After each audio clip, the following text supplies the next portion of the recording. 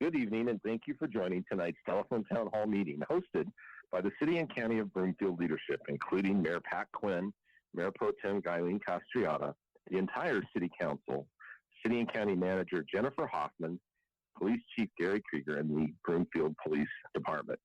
My name is Roger, and I'll be your moderator tonight for tonight's telephone town hall as we discuss the challenging issues facing our nation and our communities and what we are doing in Broomfield to ensure the safety and well-being of all in our community. Presenters this evening will include Mayor Quinn, Mayor Pro Tem Castriata, City and County Manager Hoffman, and Chief Krieger.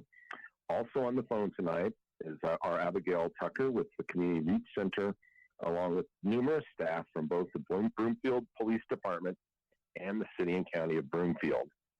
Before we begin, I want to take a moment just to tell you about the format for tonight's interactive call. We realize some may just want to listen, and that is perfectly fine. For those of you who would like to make a comment or ask a question, we encourage you to press *3 on your phone. It will then be transferred to an operator who will take down some basic information. Once the operator notes your information, you will be returned to the call and can listen to the conversation until you are called upon. So go ahead and press *3 now if you're ready, if you already know what you want to say, and we will follow the same process throughout the call tonight. If you hear something that generates a question or a comment, just press *3. The mayor, along with all members of the City Council and staff, want to hear from as many folks as possible. We'll ask all callers to limit their questions and comments to 3 minutes. When it's your turn, I'll call your name and ask you to repeat your question or comment for our live audience. Please note, in an effort to provide a safe, thoughtful environment for all, profanity will not be tolerated, and callers using profanity will be muted and disconnected from the call immediately. We do want to hear from you, so please refrain from using profanity, and let's keep this positive. Now I'd like to turn it over to Mayor Pat Quinn for some brief opening remarks. Mayor, go ahead. Thank you, Roger. Good evening, everyone. This is Pat Quinn, Mayor of Broomfield. On behalf of myself and the City Council, we'd like to thank you for joining us tonight. I'd like to acknowledge each of you and the following City Council members on the call tonight: Mayor Pro Tem Guylene Castriata, who will also be a presenter, and Council members Liz Law Evans, Stan Jazerski, William Lindstedt, Sharon Tessier, Jean Lim, Devin Schaff, Lori Anderson, Kim Groom, and Heidi Hinkle, all of which are listening tonight and want to participate in the conversation. I'd like to take a moment and ask this community to join me in a moment of silence. Please join me while we remember the life of George Floyd and reflect on our nation that is hurting in this moment of silence.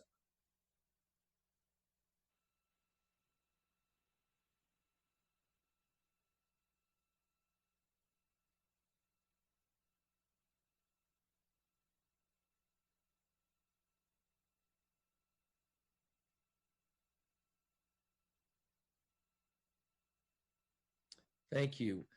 The murder of Mr. Floyd, along with the peaceful and not so peaceful protests around the country, has all of us questioning ourselves, our institutions, and our community. This open forum is for you, whether it's a question, comment, or simply a place to discuss your feelings. This community and country are hurting right now, and we all need a place to process the wide range of emotions we're experiencing. Discrimination and racism persist in our environment and continue to create fractures in our community. Although the impacts of racism are not the same for everyone, we are all part of the solution to creating a fair, open, and unified community. Now I'd like to turn it over to Mayor Pro Tem Guylene Castriata. Guylene? Thank you, Mayor. This is Mayor Pro Tem Guylene Castriata. I want to start by saying that racism, prejudice, and hatred are not welcome here or anywhere. Broomfield is an increasingly diverse and activated community focused on moving the needle on inclusivity, equality, and systemic change. Your voices are welcome and need to be heard. This is your place to safely speak your truth, ask your questions, and share your ideas for moving our community forward together. Now I'd like to turn it over to our City and County Manager, Jennifer Hoffman. Jennifer?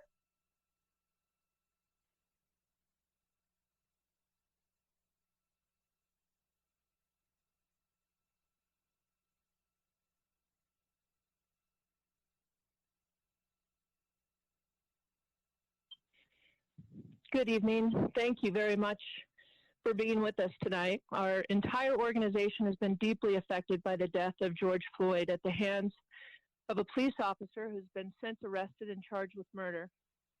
We created this forum to reflect on what we've heard from all of you and each other and what we've seen over the last week, and also discussing catalysts for change. Our goal is to provide an open space for authentic and meaningful conversations. I will say that in all of my years working in the criminal justice system, Broomfield's police department is unique in their thoughtful and community-minded approach, and we remain committed to continuous improvement. We know that we can do better, and where we find opportunities to improve, we will. I feel fortunate to have Chief Krieger and his team with us tonight. I've had the pleasure and honor of working in partnership with our PD team for over a year now. The men and women I have come to know well have zero tolerance for violence and are committed to serving our community. And with that, it's my pleasure to welcome our Chief. Chief Krieger.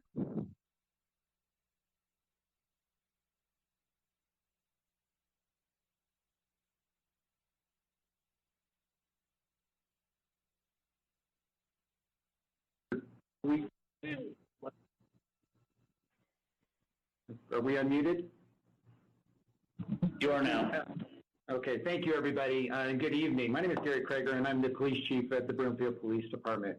Broomfield is a uniquely structured police department that includes both a police department and a county sheriff's department, and I serve as both the police chief and the ex officio sheriff. Broomfield Police Department consists of 237 dedicated full-time equivalent employees, including 181 sworn police and detention officers, and provides traditional police services as well as county-related functions. And the county-related functions would be things like the detention center, court security, and emergency management.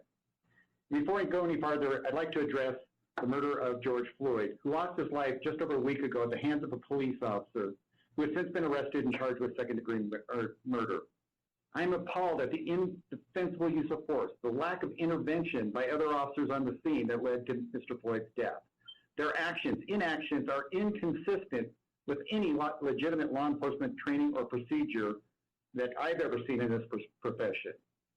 Incidents like this undermine the efforts of all the good police officers everywhere to build the community trust with those we have sworn to serve and protect.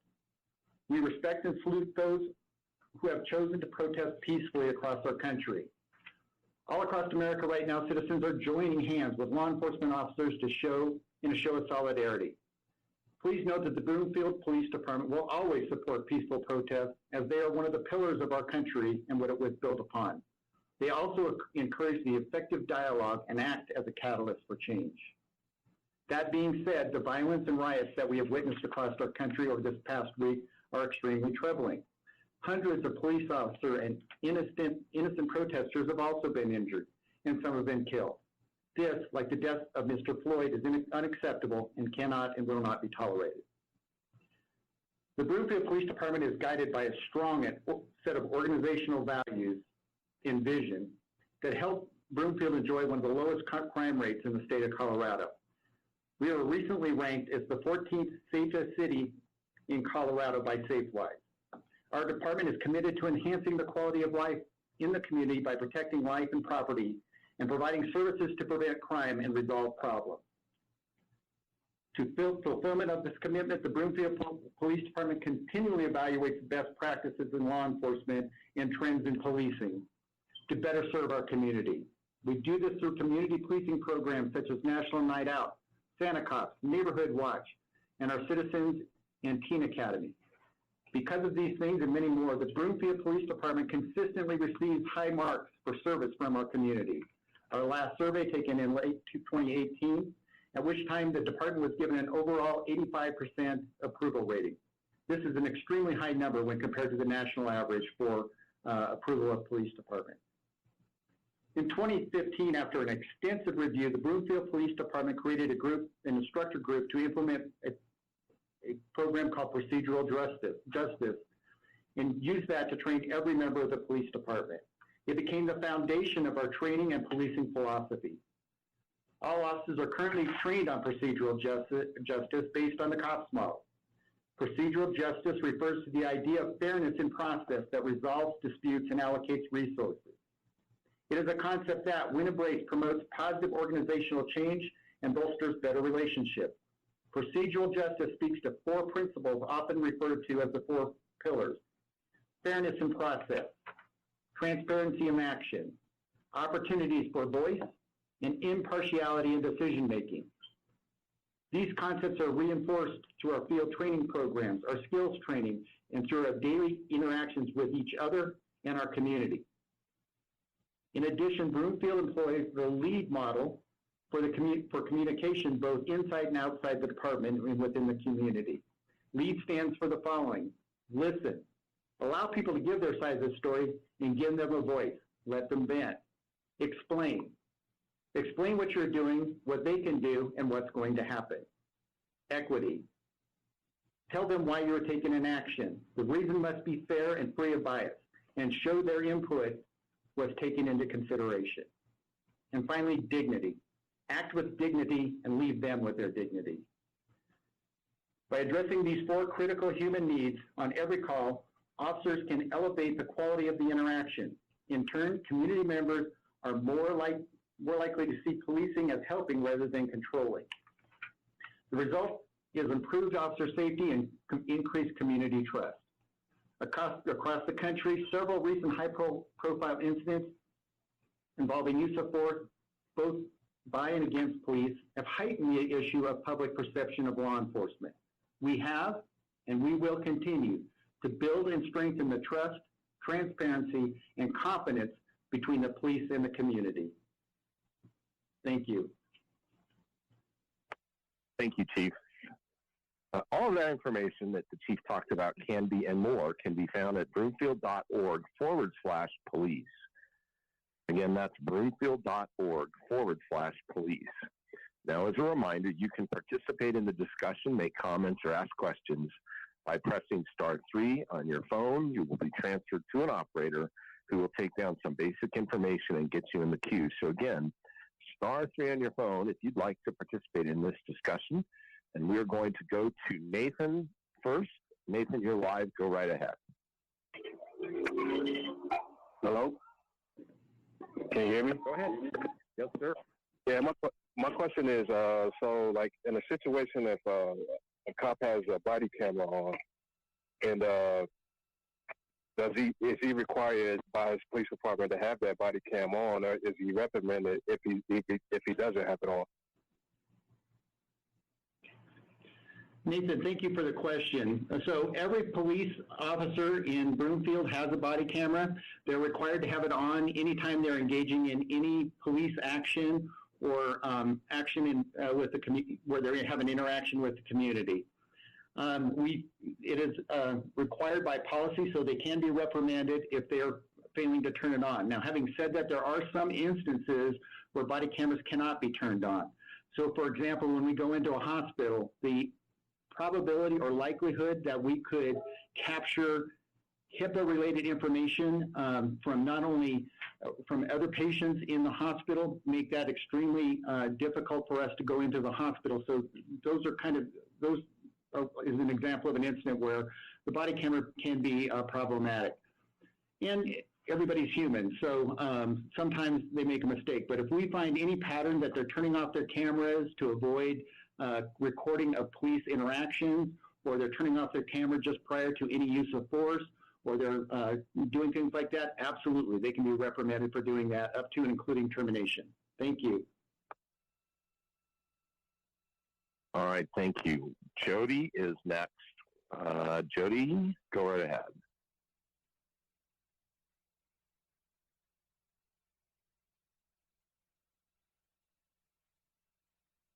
Hold on, Jody. We're having a little technical troubles. Go right ahead now. I think you're live. Go. All right. You guys can hear me now? We can. Thank you so much. Thank you guys for addressing this topic. And we all recognize this is an ongoing conversation and action that is needed from all of us. We also recognize that many people wish to take action now and stand with our Black community members in this time. Obviously, we're seeing things all around the country, and here in our little town of Broomfield, there has been a lot of conversation of people just wondering if there's any way that we can have a peaceful rally here in Broomfield.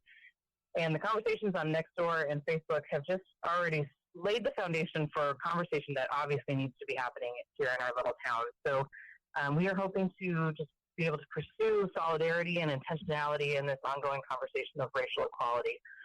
So with that said, there are a couple of us that have formed an event for Monday, June 8th at 6 p.m. We've just called it the Solidarity Walk. And we are hoping that and asking if the Broomfield Police Department would join us as we seek input on how to have a safe and meaningful and peaceful event for our residents. We are currently hoping to gather at 6 p.m. at the City and County Building. At 6:30, we wish to take a knee for 8 minutes and 46 seconds, or whatever people are physically capable of, in memory of George Floyd. And at 6:40, we would like to take a walk in a location to be determined, which, again, we're hoping for the police department to be able to offer us some input on that. So with that said, I just want to know how we can safely arrive at an event like this, peacefully protest, and work with the City and County of Broomfield in an act of solidarity against racism in our town. Hi, Jody. This is Deputy Chief Hempel. Oh, and I should add really fast.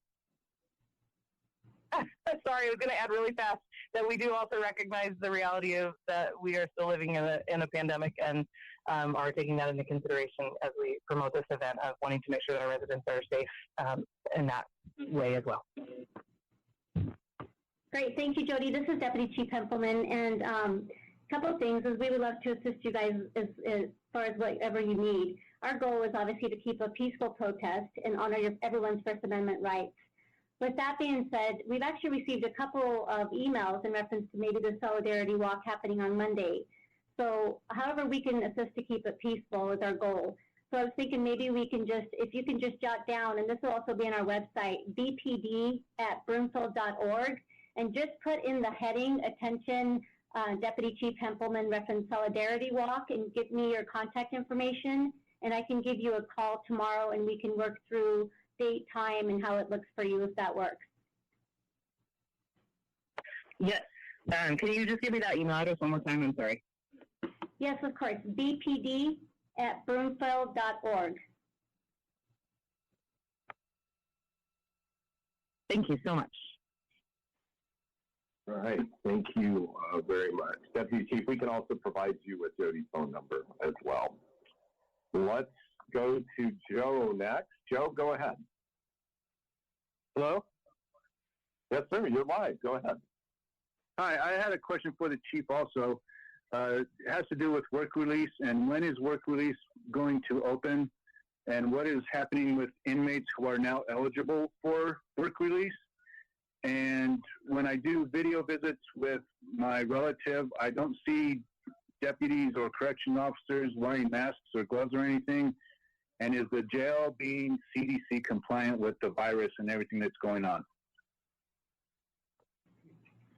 Hi, Joe. This is Deputy Chief Clement, and you've given me a lot of areas here, so I'll try to make sure that I get them answered as we go through.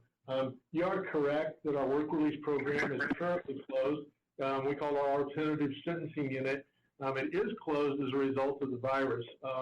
We worked with the cooperation of the judges to limit the enrollment of it, and it's currently suspended, obviously, because we have concern and risk for the participants when they're going out to work and coming back every day, as well as the officers that go out and check how they're doing in their workplace. So what I would tell you is it is suspended in cooperation with the judges. We're starting to work through the plan of what that looks like in that reopening, but we also obviously want to be very thoughtful in regards to bringing anyone into the facility that may cause an additional risk to themselves as well as the other inmates to the facility.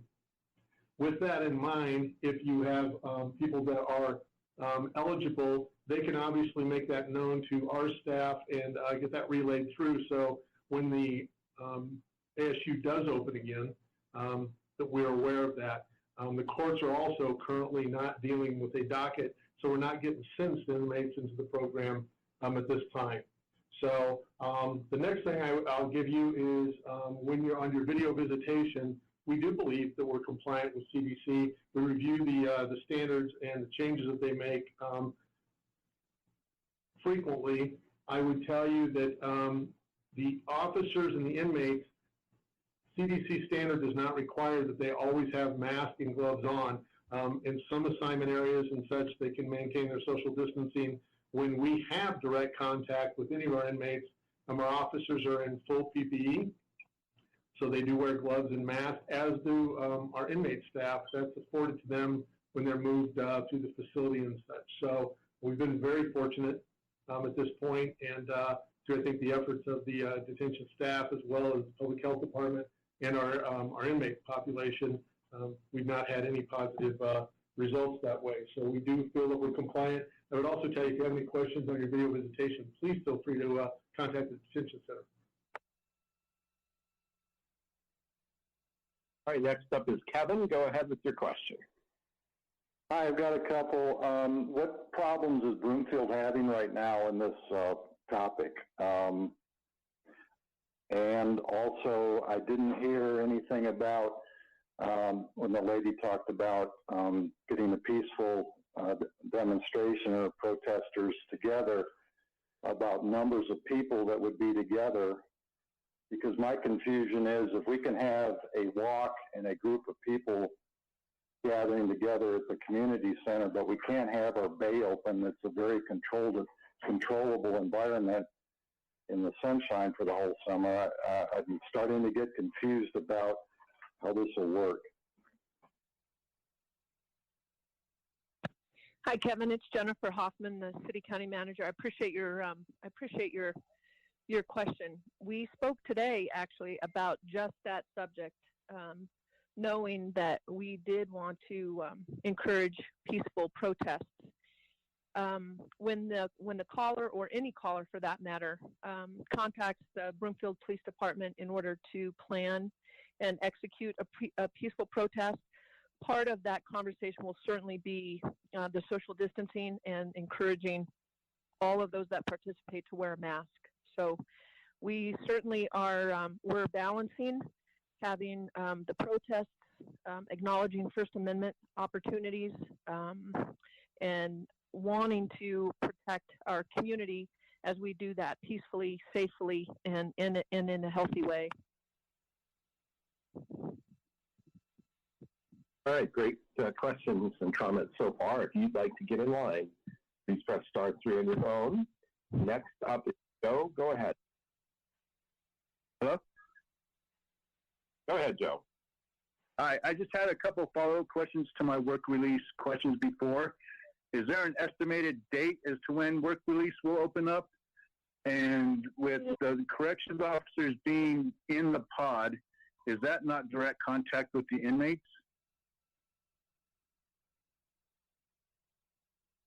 No. I'm sorry, Joe, for the delay. We maintain our social distancing in the pods, and we believe we're conforming to CDC, and there's not a set date at this time in regards to the ASU reopening.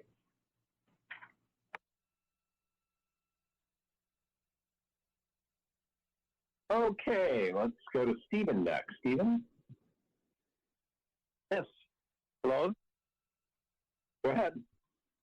I have a few items.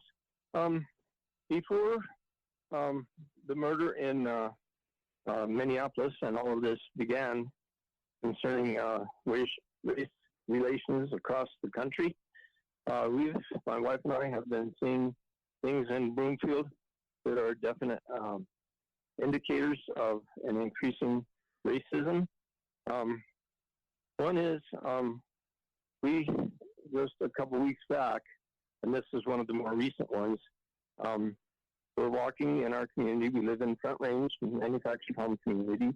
We lived here 25 years. We've seen it change from retired people and young families like us, and we have embraced the change. We love the cultural diversity, but we were walking by a sign that is very prominent when you enter from the southeast corner, and there was a big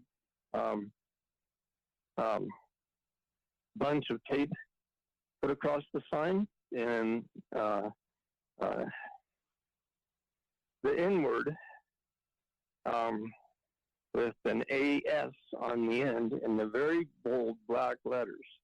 And I started to tear it off, and my wife said, don't. The police should be informed and take care of it.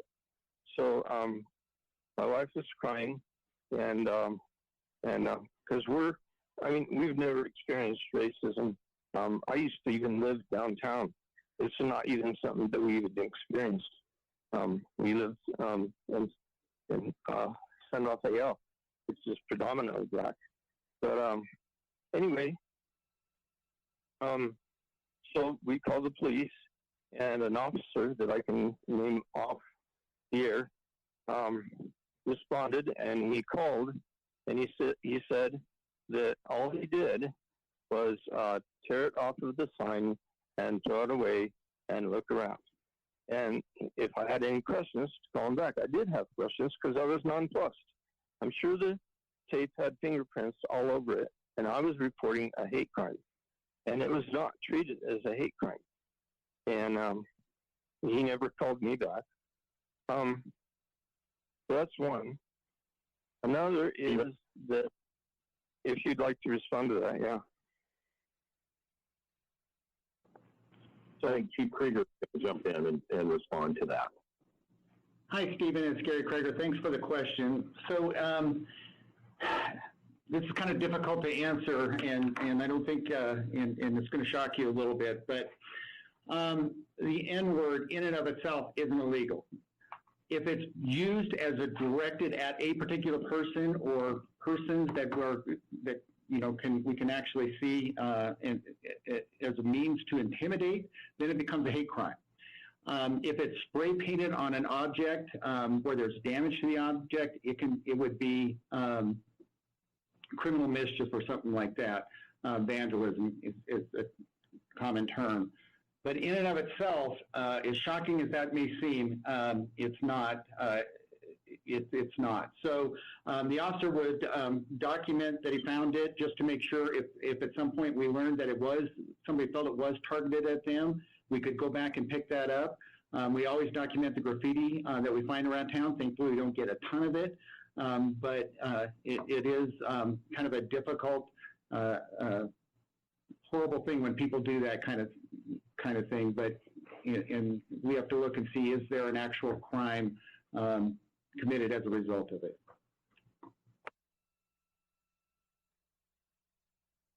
All right, let's go back to Kevin. Go ahead, Kevin. Hi, I wanted to repeat the first part of my question that never got answered. What type of problems is Broomfield having on this subject?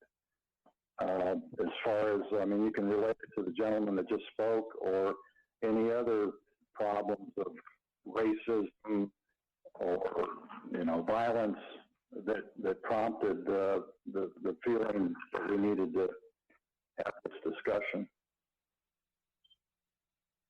Kevin, it's Jennifer. My apologies for not addressing the first part of that question.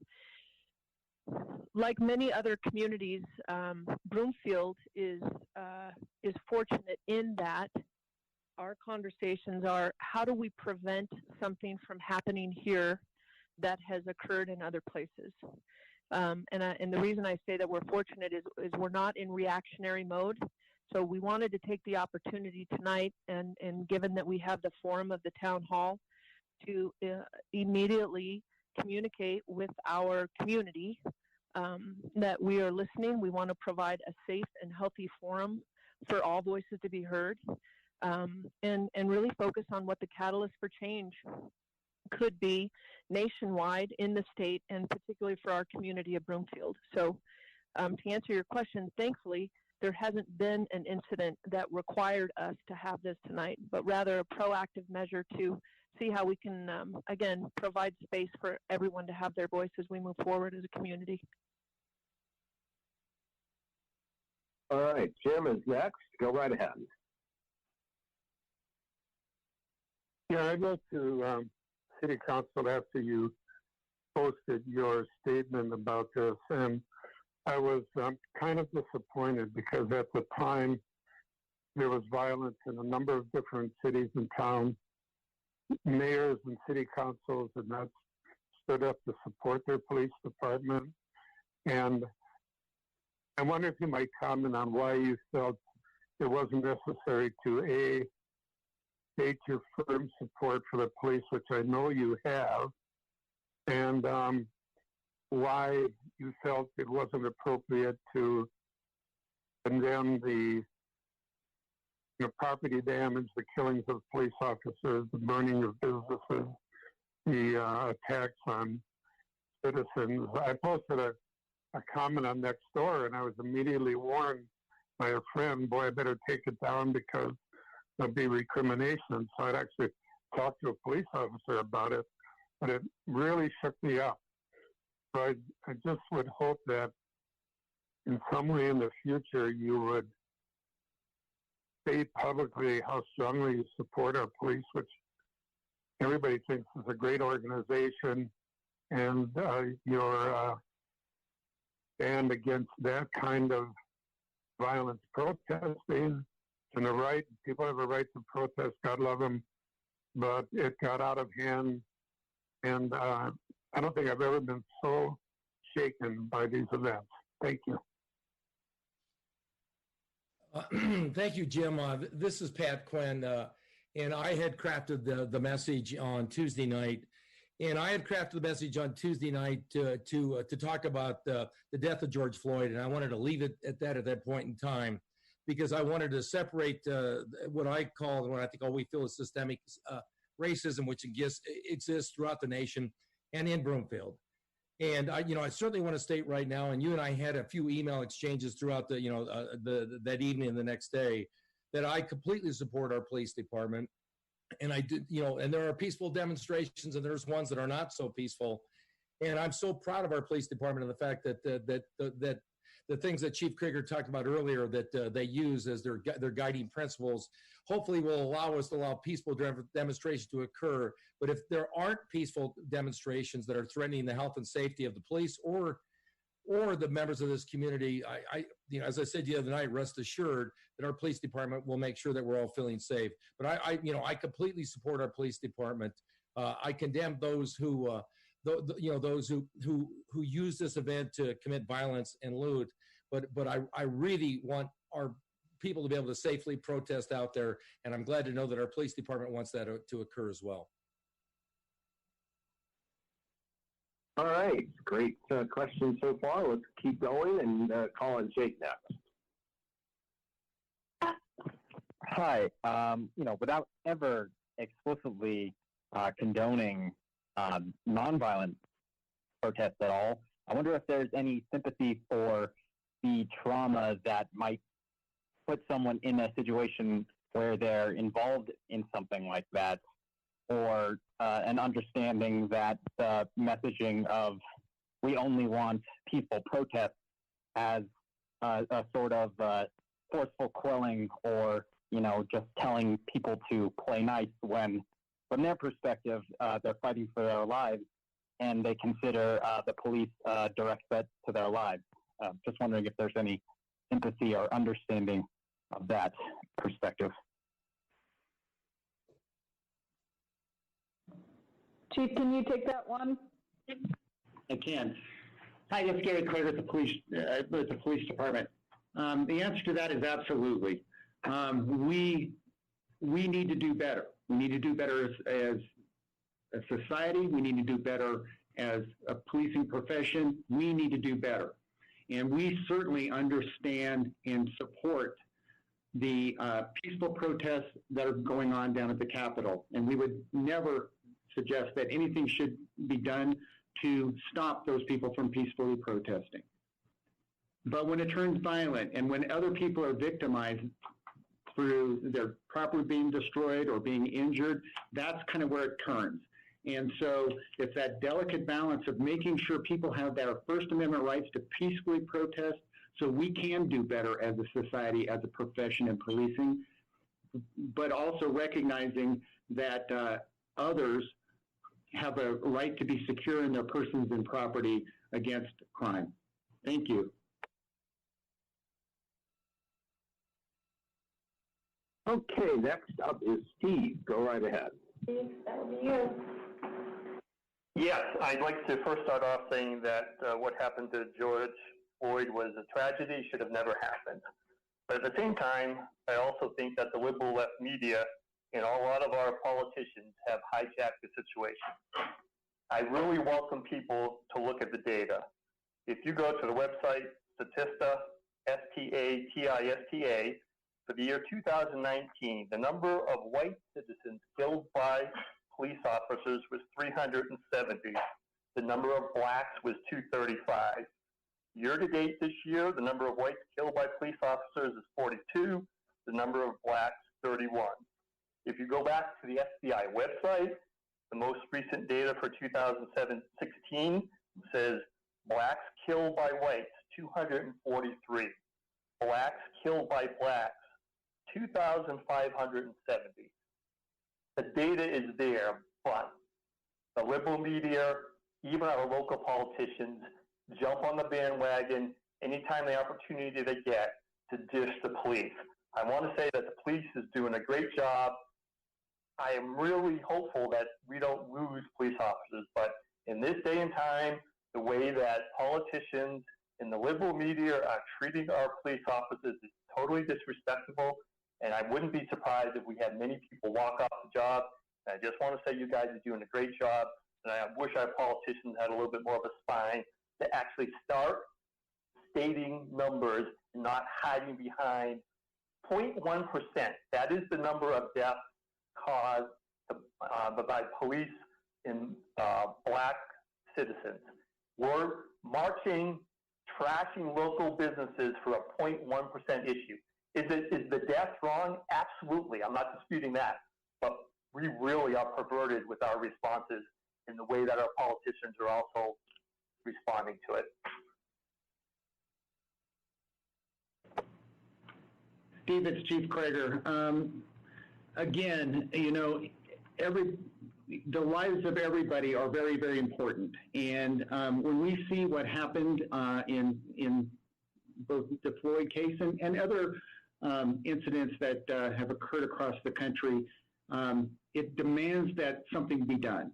And we need to do better. And so, you know, the fact that anybody dies at the hands of another person in murder or through police shootings, if we can make any impact on that, and if we can reduce those numbers, if we can keep people alive so they can enjoy the rest of their lives, we have an obligation as a society, we have an obligation as a community, we have an obligation as a policing profession to do everything we can to guarantee the lives of people and keep them safe, regardless of their color of their skin or anything like that. All Americans have a right to live a safe and fruitful life in our country. Thank you. Thank you, Chief. Anna is next. Go right ahead. Hi, everyone. I have a question, but before that, I would like to remind everyone, we did lose a resident in an officer-involved shooting in 2008.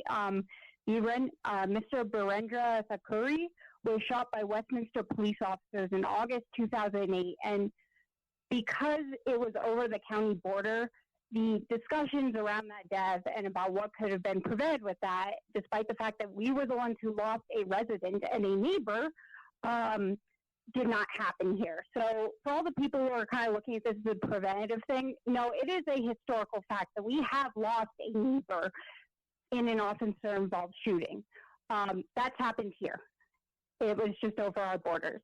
The other question that I have is, while it's fantastic that we have talked about the training that the Broomfield County Police Department has done, what is the county's use of force policy? Because it's been shown that while trainings are good, they are not as effective as a strong use of force policy focused on de-escalation and minimizing violence. So I would really love to hear, what is Broomfield's use of force policy, and where are the gaps in it that we can fix now without waiting on state legislation or national legislation? That's my question. Thank you very much. Hi, Anna. It's Chief Kreger again, and great question. So Broomfield Police Department has probably one of the strongest use of force policies and use of force review policies that you'll find in the nation. We use a company that ensures that our policies meet all state, federal, and local laws, and any changes to any of those, court cases, anything like that, are immediately given to us, and we update immediately in our policies. And so you've heard a lot about the 8 reforms on use of force. So the first one is ban chokeholds or strangleholds. We've done that. We have a ban on chokeholds and strangleholds. Require de-escalation, absolutely. De-escalation included in all of our force training. Require warnings before shooting. Whenever possible, yes, absolutely. Exhaust all means before shooting, yes. Whenever possible, absolutely. Duty to intervene and stop excessive force by other officers. Absolutely. I was just down testifying at the Capitol on this. Colorado law requires that an officer report excessive force, but there is nothing in Colorado law that requires the intervening in another officer using excessive force. And that's a gap in our law currently, one we hope to close. But our policy mandates it. You must intervene. Ban shooting at vehicles. Yes, absolutely. Require the use of force continuum. Yes, absolutely. Require a comprehensive reporting of each time an officer uses force or threatens to do so. Absolutely. Every use of force by a Broomfield officer they're immediately required to notify their supervisor. Their supervisor is immediately required to respond. The officer completes not only their police report on the incident, but also must complete an administrative review of their use of force, outlining steps they took, de-escalation they attempted, force applied, justification for the force, etc. The supervisor independently will initiate an administrative investigation into the force. They must, was an ambulance called immediately for the person that force was used on to make sure they were not injured? Was the force justified? Witness statements and what they saw. Capture of the body camera video to make sure we have all of that.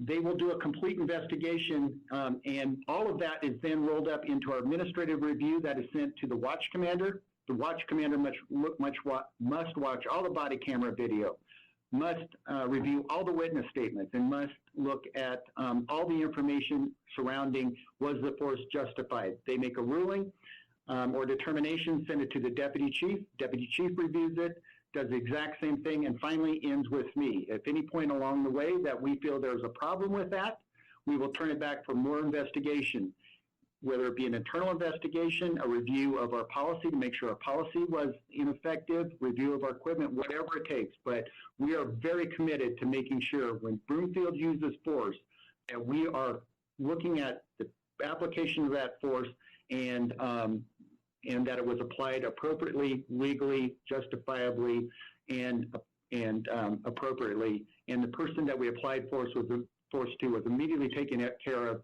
to ensure that their life and safety was protected. So thank you. It's a great question.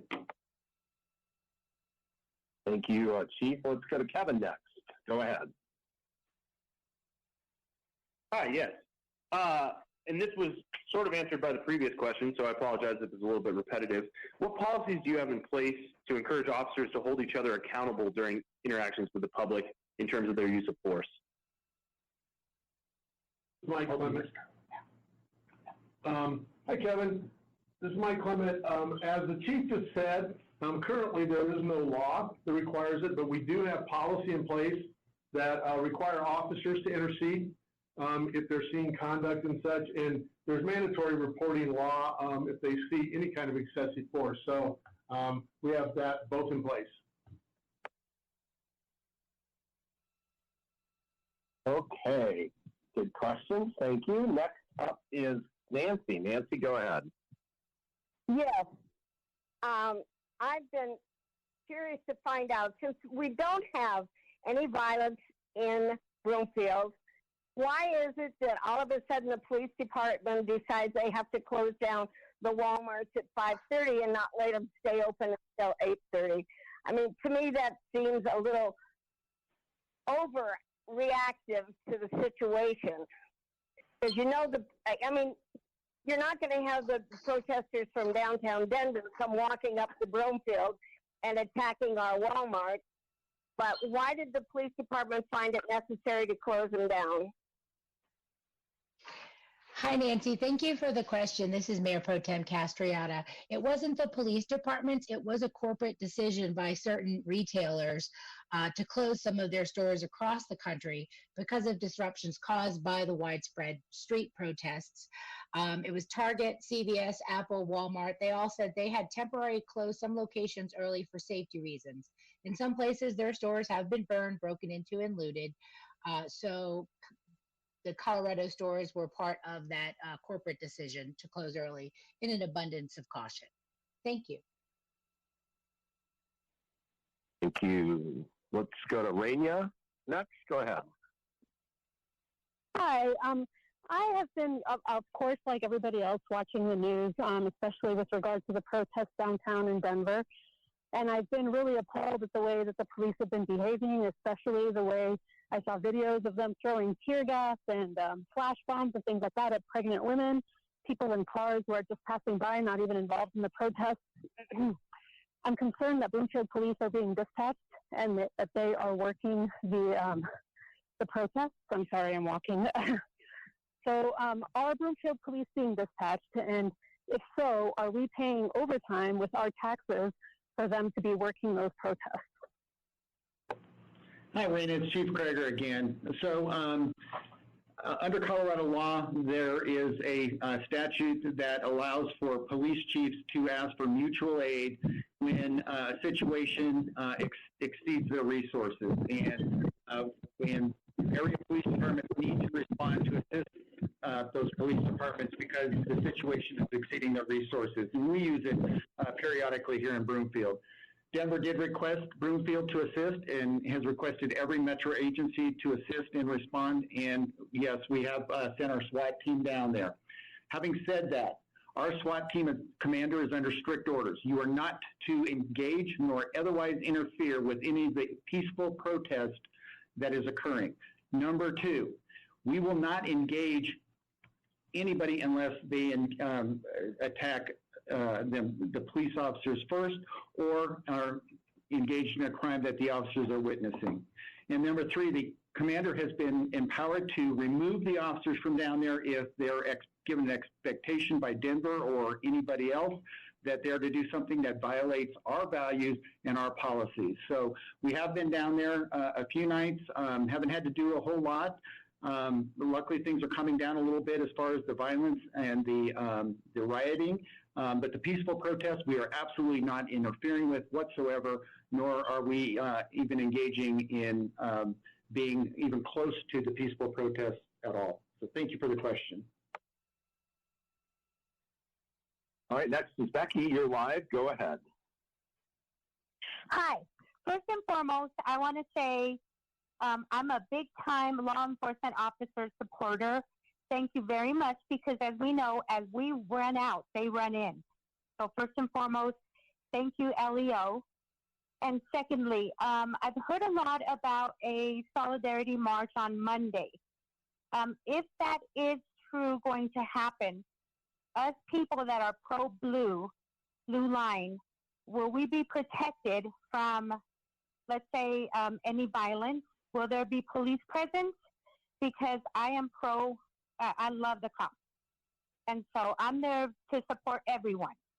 I think what happened to George Floyd was horrific. But I want to go there and support and not be met with violence because I am pro-police. So I just want to show my support for Mr. Floyd and his memory because, like I said, what happened was horrible. But also, right now, everybody is so angry at police, which I am not.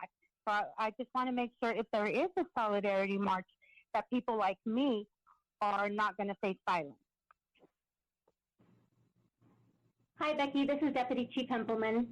First of all, thank you for telling us how much you love us, because we love our community, and that means the world to us. So I first want to make sure you know that.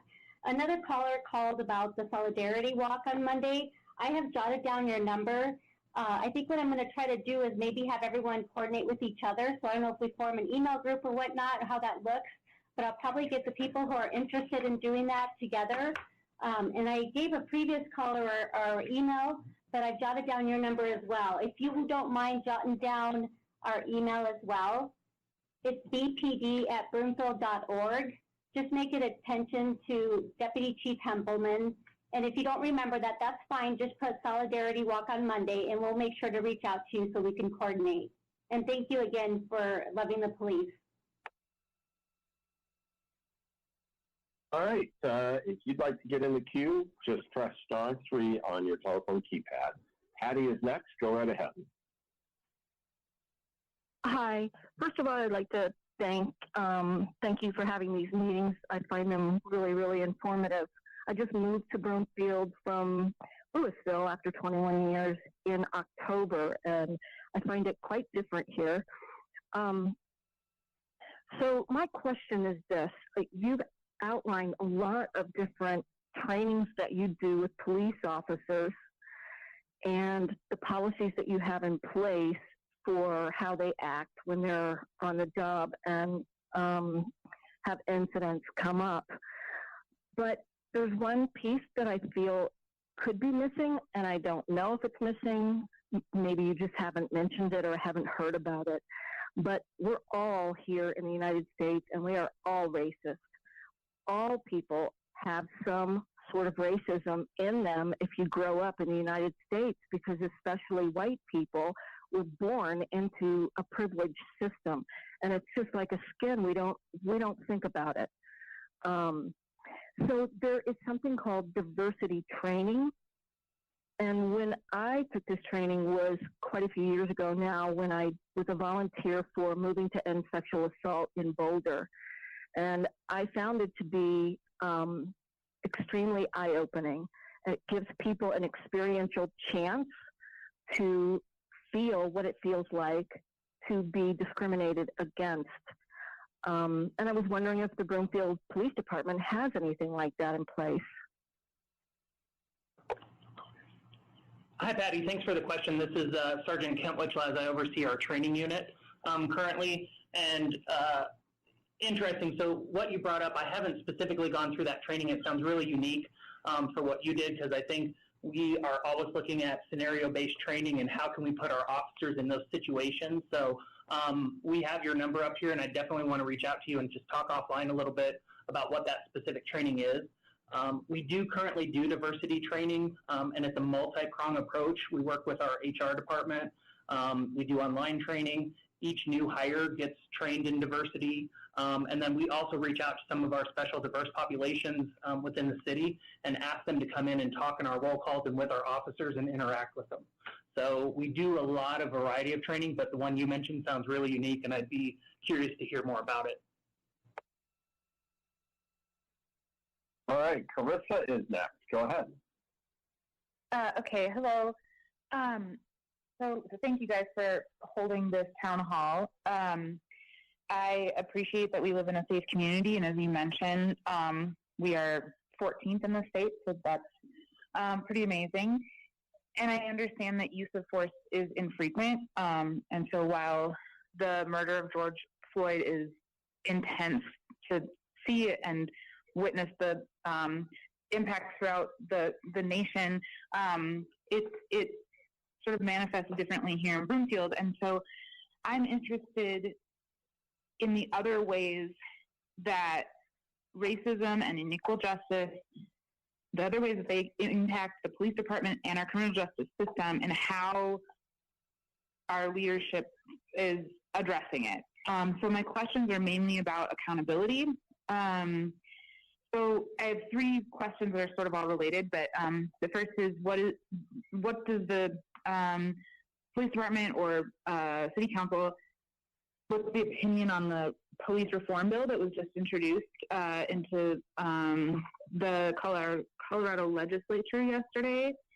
Is there a civilian review board for the Broomfield Police Department? And if not, how can we start one? And then the last question is, how are your records and actions and statistics transparent? Or like, where can we find information about who's arrested and what the demographic information is, et cetera, et cetera. So all kind of related to accountability. Hi, Chris. It's Gary Krager, Police Chief again. So you can find the answers to a lot of your questions at our FAQ, which is broomfield.org/police. Again, that's broomfield.org/police.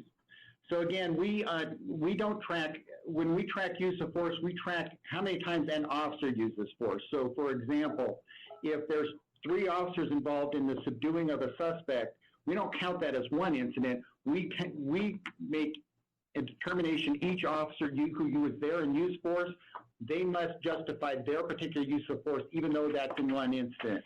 So the numbers I'm going to give you are based on total number of all officers involved. So in 2017, we had 123 youth officers who used force. Most of it was really low level. None of it was deadly force. In 2018, it was 111. And in 2019, it was 75. And in 2020 so far, there's been 22 officers that have used force. That includes in the detention facility, we've had 3 so far this year, 69 in 2019 and 60 in 2018. If you looked at by percentage of overall calls for service, it runs about 0.02% of all calls for service is force required by the officers. Again, we think that's a product of our de-escalation policies and training. And again, most of our force is pretty low level, muscling techniques. Sometimes the officer will take somebody down to the ground to get them handcuffed. But again, any force that an officer used beyond compliant handcuffing, where there's any potential for injury, even as little as pain, a force report is required by our policy in our police department. Civilian review boards. We do not have one. We're open to having that discussion, but people have to understand that force, it takes a lot of training to understand how force is judged under the law, and it's not just an opinion. You have to make all those based on current law from the Supreme Court of the United States. If you want to see how that's done and kind of what the parameters are, go to Graham versus Connor, and again, that's Graham versus Connor. And you can see the 3-prong test that's used to determine if force is objectively reasonable, which is the standard in determining whether force is excessive or not. So hopefully that's a lot of information. Again, there's a bunch more in our FAQs. Again, broomfield.org/police. Thanks. Thank you, Chief. Julia is next. Go right ahead. Hi. Thank you for taking my question. I think this was touched on earlier. My question is around anti-bias training for the police officers as well as just the general staff. If that's a one-time when you enter the force or if that is ongoing. Hi, Julia. This is Sergeant Witchlaws again with training. Good question. And the diversity training and the anti-bias, we do definitely group them together, and it happens, they overlap quite a bit. We do get training when they first enter the police department, so everybody gets that, much like the chief talked about earlier with our procedural justice model. That is ongoing training, and those concepts are integrated to all of our skills training, which is required annually. So our firearms training talks about it, our arrest control training talks about it, even our emergency vehicle operation training talks about that. So it is incorporated. It's not a one and done. We do it ongoing. Thank you. All right, great questions. Again, *3 if you'd like to get in line. Taylor is next. Go right ahead. Hi, I'm just curious if when a police officer is hired on with our agency, if they look at their previous record. Hi, Taylor. This is DC Clement. We do an extensive background and look at their records. We also look at their disciplinary performance as well as their job evaluations. So we do an extensive, not just with their current agency, but through the history of all the agencies they work for. Wonderful. Thank you very much. All right, thank you, Taylor. Next on the list is Tony. Go right ahead. In my call. Any questions? Hello. Oh, now I can hear myself. In this age of hypersensitivity, how do we have a serious discussion without causing an argument or a fight and actually get serious work done? Hey, Tony, this is Abigail Tucker from Community Reach Center, and I so appreciate that question. These are the kinds of questions that will help us move forward in a positive way as a community.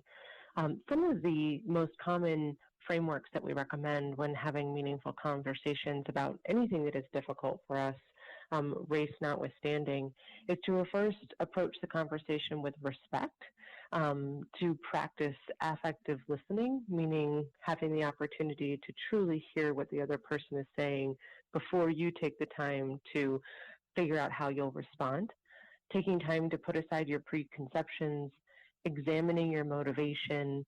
And I think one of the big things that would also leave you with is getting comfortable to embrace the discomfort of not knowing. Oftentimes when we're having meaningful conversations about conflict or things that we don't understand another person's position, we don't take the time to embrace that it might be uncomfortable. And if we do that, we can sometimes lean into it with more compassion. And the last thing I would say is that having open forums like that the Broomfield City and County are putting together is a great way to do so, but it can also just start at home with your next door neighbor and people that you trust.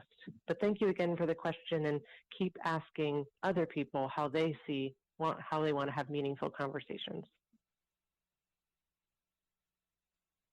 Raven, it's your turn. Go right ahead. Thank you so much for having such an important discussion tonight. I am both pro-police and pro-Black Lives Matter, but I've been pretty appalled by some of the police who've been attacking peaceful protesters, saw the Denver Post reporter get attacked, children being pepper sprayed from vans. What are we legally allowed to do to protect ourselves if we're in a situation where excessive force is being used unethically against us? Also, second question, how could we report an officer who has racial bias or has treated us unethically? Thank you. This is Deputy Chief Clement. I appreciate your position and your question. It's a good one. What I would tell you to the first part is you do have the right to legally defend yourself, but I would tell you that our preference always is that you seek out law enforcement in those opportunities when you can, and put yourself in positions where I think you're safe as best you can. What I would tell you in regards to the racial profiling or an officer's conduct, our policies state that all of our employees are capable of taking a complaint at any time. And as the chief has spoken to, that then initiates an inquiry and investigation to that conduct.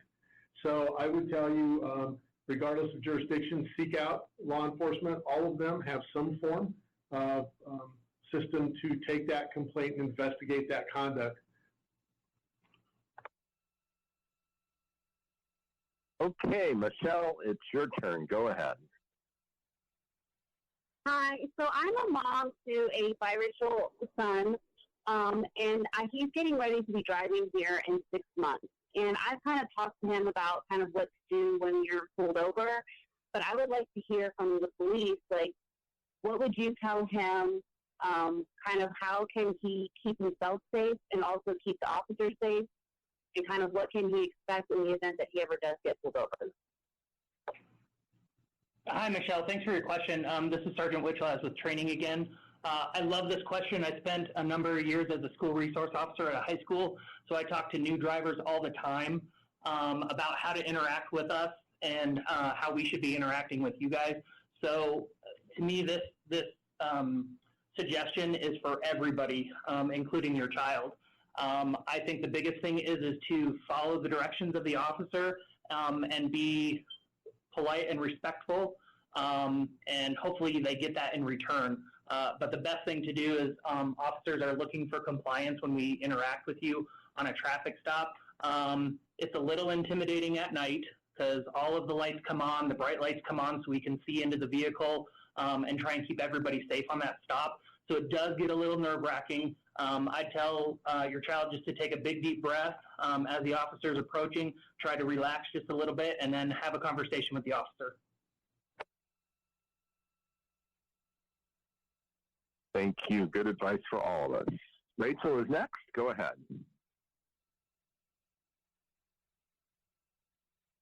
Is now kind of part of question because you guys, oh, now can you hear me? I just heard the beep. My question is originally about the 8 Can't Wait campaign that you already mentioned, but I wasn't able to hear just how many of the 8 you guys have in place.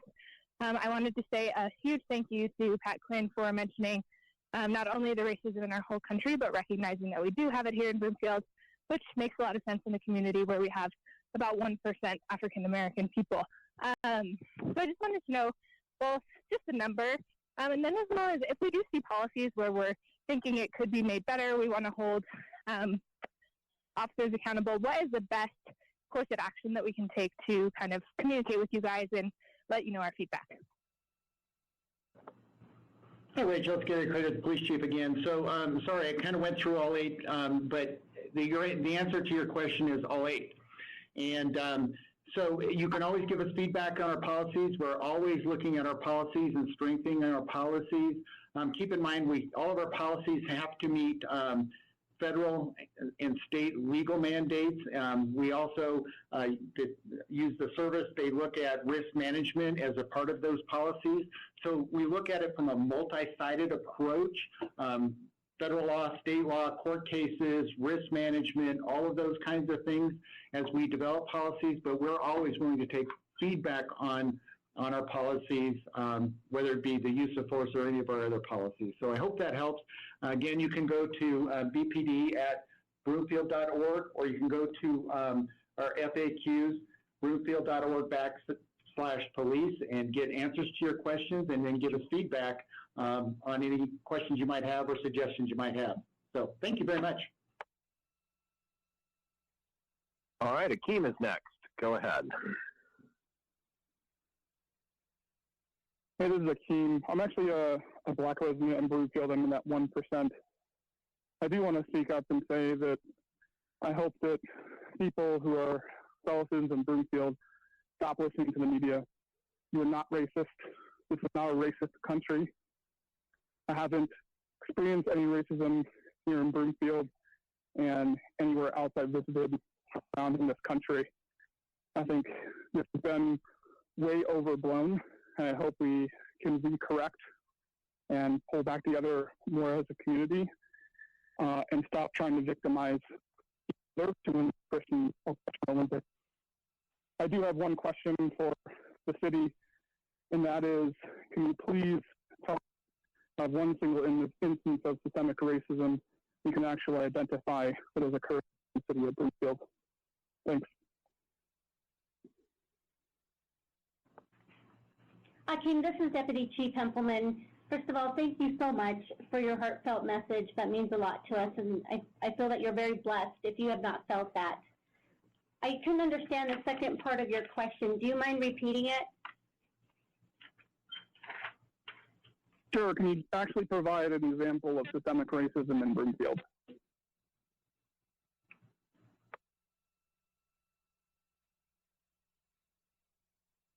Okay. Hi, Akeem. This is Gary Krager, Police Chief. I don't know systemic, because we could kind of debate that definition. But, you know, racism occurs in a lot of forms across all communities, and that's exactly why we're having this conversation. We, as a police department, try to our very best to make sure that our officers treat everybody well, and that's the reason we do so much training on sensitivity, implicit bias, all those kinds of things. But there are people in a community, every community, that have bias, and will express that. So from time to time, we get complaints of you know, people that are being targeted because of their race for crime or something like that, and we take those very, very seriously and investigate them. So we're glad. We think we live in a beautiful community, an engaging community, and a receptive community, one that values diversity. But there are times where we run into instances where people have a differing opinion on that, and when that carries over into criminal behavior based on somebody's race, then that's a crime, and we take it very, very seriously. So thank you so much for your question. All right, let's go to Jeff next. Go ahead. Hi, my name is Jeff. Thank you for taking my question. Hi, this is Jeff. Thank you for taking my question. What I was wondering is, would you, as a group, be supportive and encourage people to peacefully protest within Broomfield, everything that's going on across the country, much like the rest of the country? And to follow up with that, what's the current state of diversity within your police department? Do you think it's adequate? And if it's not, what would you do? What would you plan to do to fix it? Thank you. Hi, Jeff. This is Deputy Chief Clement. Obviously, we would be supportive of peaceful protest. Clearly, I think that we understand our obligation to maintain people's right to express their opinions, and we do anything we can to support you in that regard, as long as it's lawful and peaceful. And again, we understand that responsibility we have. We have 181 authorized police officers in the city. About 78% are white, a little over 2% are black, 6% are Hispanic, a little under 2% are American Indian, and about the same for Asian Pacific. We do have about 10% of our positions right now that are currently vacant. So we feel like the police department is pretty reflective of our community standards. We're always interested in recruiting anyone and good officers as we go. So we feel like we're pretty reflective now. Thank you. Okay, Susan is next. Go right ahead. Oh, hi. Thank you so much. I appreciate the opportunity. I wanted to just check in with folks at the city and county, just in regards to, obviously, the events in the last week could give us all reason to look at our community and how we're being inclusive of people of color and even more broadly disenfranchised people in the community. And so I'm wondering if there is a plan moving forward to really reach out to those people of color, to be able to make sure that their voices are heard. They may not be participating in this town hall tonight, but yet still we want to value them as a community. We want to include them as a community. We want to make sure that they have a voice. And so I'm wondering if folks at the city and county have a plan to reach out to some of those folks. Well, thank you, Susan. This is Mayor Pro Tem Castriata, and I'm so glad you said that. Tonight is the beginning of that plan. This is the start of the conversation that's long overdue, and there's much more to come. So we will be doing outreach and planning events to bring our community together and create that inclusive place that we all feel safe. Thank you. Rack is next. I'm sorry if I mispronounced your name. Go ahead. Yeah, no worries. I think my question has already been answered. It was around the 8 policies. Just one quick follow-up on that. This conversation has very much been about questions of the police community. I'd like to have the reverse questions. What can the community do more to support our police force? Hi, Rack. It's Chief Krager. You know, we are so fortunate because we have a wonderful community with amazing community support. I think I talked a little earlier about the 85% approval rating the police department gets. I've never even heard of a number that even coming close to that. And it's because of the good work of the men and women of the Broomfield Police Department who engage people, who talk with them, who explain what they're trying to do, and really try to see themselves as not the police of a community, but the police as part of the community. And, you know, I can tell you that all of our officers really love when somebody just walks up and says thank you to them, or just comes up and engages them in a friendly conversation. It's really important to them because they really want to be a part of their community police. They love this community. So thank you. We really appreciate your sentiment. Let's call on Joe next for a question. Go ahead. Yes, I have a question. If an officer has a use of force report against them, what happens to that officer? Is there a certain number of times that an officer could have a use of report against them and be terminated? So, great question. So, Joe, officers are going to use force because not everybody wants to comply with everything that we need to do. And again, we look at each incident of force, and as long as it is justified, then it's okay. They've used the appropriate amount of force. The situation met the standards of our policy standards as well as the legal standards of the force. So each individual incident where an officer applies force is looked at. If an officer does something that is outside of policy, not excessive force, but it's outside of policy, then they can be disciplined or retrained. If they do something that is considered excessive force, then that would initiate both a criminal investigation as well as an internal affairs investigation. The criminal to take care of the true criminal charges. The internal would then be the employment-based, which could lead to discipline up to including termination. Additionally, we use an early warning system. So we look at every incident and determine if the individual incidents are justified. But if an officer has a number of forces in a certain time frame, then we go back and our watch commander, deputy chief, and myself look at those and say, are we seeing any pattern?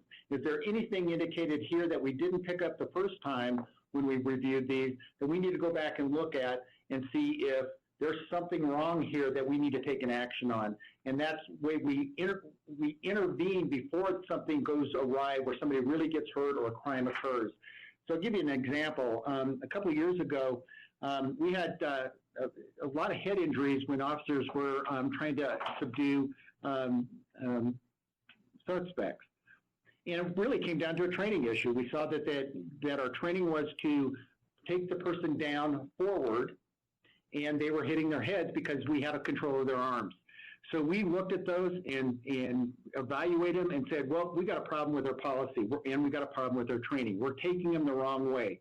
So now we teach you go backwards with the suspect, and what they'll do is they'll sit on their butt, and then we can subdue them rather than going forward. So we're very conscientious about reviewing all of our uses of force, not only on the individual incident, but in the patterns to see, is there anything that we didn't pick up initially, but we need to make an adjustment to policy, adjustment to training, an adjustment to equipment, or we need to do something with an officer that is headed down a bad road and is going to get themselves in trouble, and try and save that officer and teach them a better way and modify their behavior. All right, Ray is next. You've been very patient and waiting. Go ahead. Hey, thank you. Hey, I'd like to thank Mayor Quinn, City Council, and the Police Department for putting this on. One of my questions has already been answered. Thank you so much. I was concerned if we were using the It Can't Wait, the Police Use of Force project, which is data-driven, and thank you for outlining that our police department is using that. That is wonderful. I'm glad to hear that. The other question I had was, yesterday I listened to a town hall put on by my Brother's Keepers Alliance, and in that town hall they had a calling for mayors to commit to the mayor commitment to review their policy of the police force, and they were asking the mayors across the country to join that. I did notice Denver was the only Colorado city that was on there. Mayor Quinn, do you have, would you be interested in looking into that, or is that something that was on your agenda to possibly take a look at? Thank you. Yeah, Ray, this is Pat Quinn. Thank you for the question. The question on 8 Can't Wait has come up several times a day, and obviously Chief Krieger has addressed it that Broomfield, follows all of those 8 policies, and so I'm willing to sign the mayor's pledge on something that we're already doing. I always want to understand the organization in which I'm committing to, but the answer is Broomfield follows all those 8 procedures, and it's something I'm willing to say that I think other cities should as well. I guess that'd be the point of it. So, Chief Krieger, did you want to add anything onto that? No, Mayor. I think again we are committed to ensuring that our use of force policies are the best as best in the country and follow the best practices in the country. Same thing. We're committed to our officers treating people with equity and dignity and respect. And again, I'm not familiar with this particular group, but again, as a police agency, we're committed to being the best police department, not only in the state of Colorado, but in the country, and constantly looking to make sure that we are upholding our responsibilities to this community, to the city council, and to the city and county of Broomfield. So thank you. Thank you, Chief Andrew. It's your turn. Go right ahead. Hi, I'd like to know if beyond the immediate violence, are police officers feeling threatened or persecuted by the peaceful protests, or the claims that they have, or the policies that are trying to fight those problems? Hi, Andrew. This is Deputy Chief Hempelman. I love that question. It's a really hard question, I'll be honest with you, because these are really difficult times. We all took an oath as police officers, but we all want to go home at night. Our oath was to protect our community, and that's what we all live by, and that's what we all swear by. So that's a hard question because we are blessed in Broomfield because we feel that our community loves us, but we also want to make sure the community knows that we are here for them, even on this hard topic. So I don't feel threatened, but as a mom, it's scary sometimes, right? It's difficult. I've talked to my family and we assure them that due to the training that we receive, we are safe. So these are just really hard times, and I can't say that without expressing some emotion because of how much I love this community and the oath that I took as a police officer. Thank you, Deputy Chief. Maria, it's your turn. Go ahead.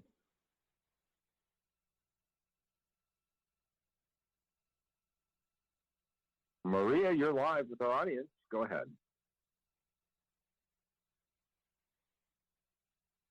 All right, we may have lost Maria. Let's go to Andrea. Andrea, what's your question? Hi, thank you. I have a follow-up about the diversity training you referenced earlier. As you may know, while always well-intended, some diversity trainings that are critically important, of course, can unintentionally reinforce biases rather than work against them. And one training that is really important is around implicit bias, and I'm wondering what kinds of training are required around implicit bias for your police officers. Hi, Andrea. This is Sergeant Wichlaz again. Great question. Implicit bias, we've found it so important. We've had a group of officers go to training last year. They loved the presentation because it incorporated implicit bias with use of force and decision making. That instructor we actually had invited to come out, and we were hosting that training.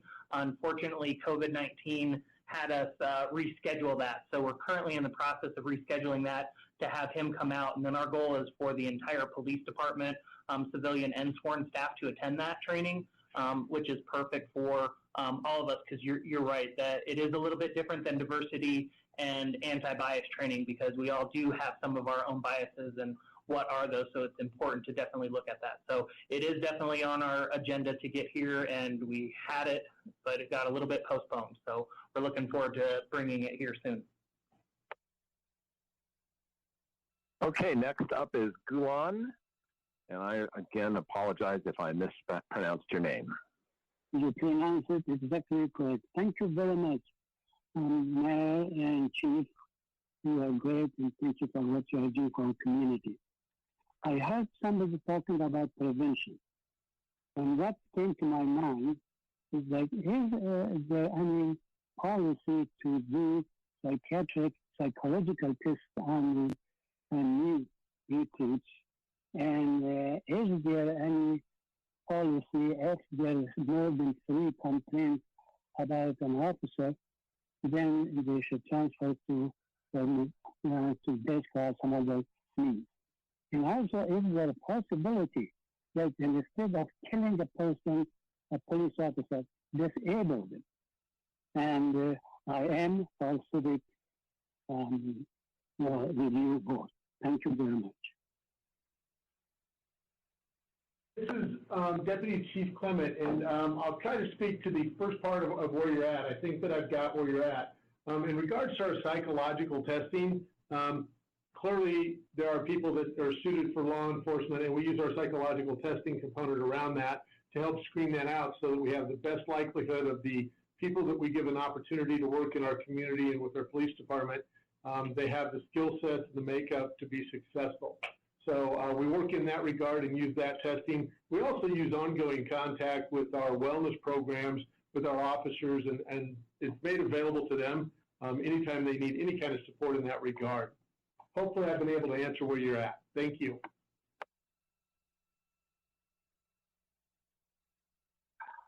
All right. Let's take one more question, and that is from Councilmember Groom. Go ahead. Hi, and thank you everyone for the call-ins and the answers. My question is for the police department in regarding training. I think we do have a wonderful program here in Broomfield, and I'm sure there's other communities across the country that we could also use as best practices. What do you guys think about the amount of training a police officer gets prior to going on the street? And should that be doubled, tripled, become some kind of an associate degree? Do you think that would help at the national level correct some of the issues that we're having? Hi, Councilmember Green, it's Gary Krager. So we do require 60 semester hours of college here at the Broomfield Police Department. The training is actually pretty extensive just to get to the point where you can begin working as a police officer. So it takes about 4 months to go through the hiring process because of the extensive background, psychological testing, physical testing, all of that. It takes about 4 months to get a job offer. Once you're given a job offer, you're given about 2 weeks of initial training here at the police department before you're sent to the police academy. Police academies are about 22 weeks in length. And then once you're completed the police academy, you must pass a post test as well as all skill training. You're then brought back to the police department and given 2 to 3 weeks of additional training at the police department before you're put in the field training program. During the field training program, you are evaluated every single night. It is 14 weeks in length on like 37 or 40 different categories of performance every single night. You progress through the field training program using adult-based learning and to where you end, if you successfully complete that, then you're finally able to go on the street and work by yourself. So from the time we have an opening till the time you actually go out and work as an independent police officer is anywhere from 12 months to 14 months in time. And it's one of the most challenging parts about this is when we have an officer resign or an opening that occurs, it's about 12 to 14 months before we'll actually have a person that we can assign to our shifts and to backfill that officer. And then we have post mandates, state mandates, federal mandates for training that we must accomplish each and every year on top of the things that we set as training priorities for the year. So the biggest challenge is we have so much training to try and get all of our people through each year, just finding the time to get everybody off the street and yet maintain our staffing levels and take into account vacations and stuff, just to make sure we have the best trained, best capable, best equipped police officers working under the best policies in policing today. So thanks for the question. Great question. Thank you, Chief. We have come to the end of this really informative and thoughtful discussion. Mayor Quinn, do you have some final thoughts? Yeah, I sure do. Thank you, Roger. And once again, what a great conversation, a beginning of many, I hope.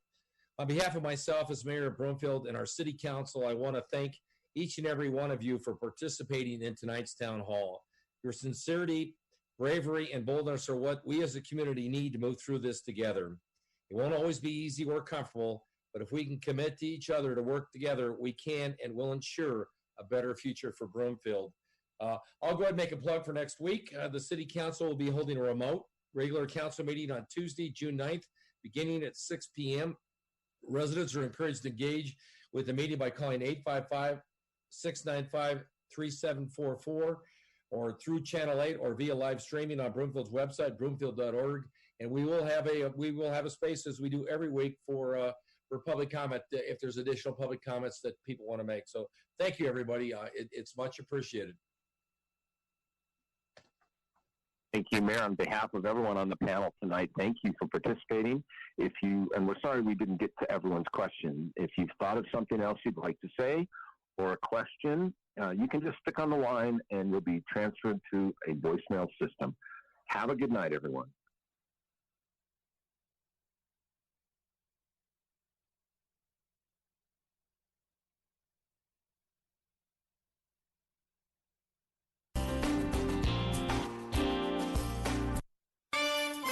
Business and Finance Highlights.